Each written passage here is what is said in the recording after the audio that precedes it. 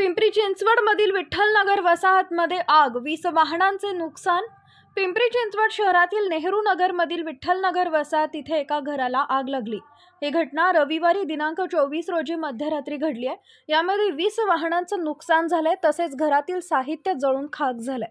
घटनेची माहिती मिळाल्यानंतर अग्निशमन दलाच्या गाड्या घटनास्थळी दाखल झाल्या होत्या। अथक प्रयत्नानंतर आगीवर नियंत्रण मिळवण्यात यश आलंय। मिळालेल्या माहितीनुसार विठ्ठलनगर वसाहत इथे बिल्डिंग नंबर 5च्या समोर असलेल्या एका घराला रविवारी मध्यरात्री आग लागली। आगीचं नेमकं कारण समजू शकलं नाही। काही वेळात आगीने रौद्र रूप धारण केलं। परिसरातील नागरिकांनी अग्निशमन विभागाला माहिती दिली।